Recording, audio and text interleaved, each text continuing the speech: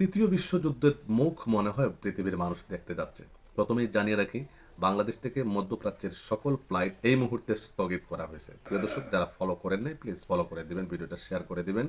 তৃতীয় বিশ্বযুদ্ধ কেন বললাম? এই মুহূর্তে বিশ্বের কয়েকটা জায়গায় যেভাবে যুদ্ধ হচ্ছে, আপনি যদি গভীরভাবে হিসাব এবং এই যুদ্ধগুলোর মানচিত্র আপনি একটু দেখেন, তবে বুঝতে পারবেন যে গোটা বিশ্বে এই মুহূর্তে যুদ্ধ চলতেছে।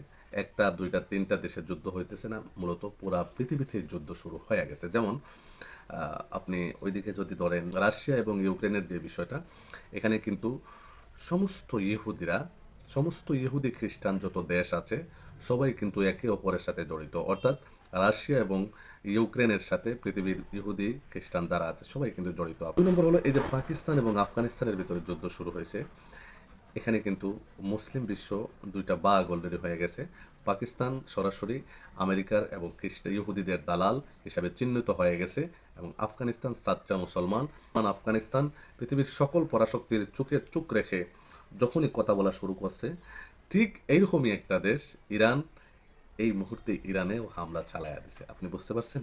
মুসলিম বিশ্বের বিরাট একটা অংশ আফগানিস্তানের পক্ষে চলে যাবে, কারণ এই মুহূর্তে আফগানিস্তান এমন একটা দেশ যারা পৃথিবীর সমস্ত পরাশক্তির চোখে চোখ রাইখা কথা বলতে শিখেছে। আর পাকিস্তান আমেরিকার পা চাটা দালালি ছাড়া আর কিছু নয়। এখন এবার চিন্তা করেন, পাকিস্তান আফগানিস্তান, আফগানিস্তানের পাশেই কিন্তু ইরান। আর এই ইরান এর ভিতরে কিন্তু হামলা কইরা বসছে। যখন একটা যখন একটা গুরুত্বপূর্ণ রাষ্ট্র আফগানিস্তানে হামলা হয়েছে, এর ভিতরেই কিন্তু আবার ইরানে হামলা করে বসছে। আর ইরান আগেই ঘোষণা দিয়ে দিছে, ইরান যদি হামলা হয় তাহলে সমস্ত মধ্যপ্রাচ্যে আগুন জ্বলবে। আপনি বুঝতে পারছেন? সাথে সাথে ইরানও কিন্তু পাল্টা জবাব দিয়া দিছে।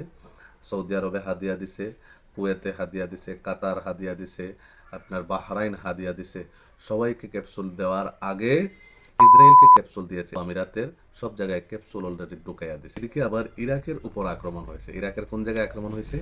যেখানে ইরান সমর্থিত মানুষগুলো যেখানে আছে ওইখানে কিন্তু আক্রমণ করছে। কে করছে আপনারা নিশ্চয়ই বুঝতে পারতেছেন। সবকিছু মিলে এই যুদ্ধ যদি 2 4 5 দিন স্থায়ী থাকে, তবে ইউক্রেন, রাশিয়া, পাকিস্তান, আফগানিস্তান এবং ইরান, যুক্তরাষ্ট্র, টোটালি সংযুক্ত আরব আমিরাত একটা ভয়ঙ্কর বিপর্যয়ের দিকে ধাবিত হবে। আর এটাই মনে হয় তৃতীয় বিশ্বযুদ্ধের একটা লক্ষণ। আল্লাহ সবাইকে হেফাজত করুক। প্রিয় দর্শক, আপনি এই বিষয়গুলোকে কিভাবে দেখতেছেন অবশ্যই আমাদেরকে জানাবেন।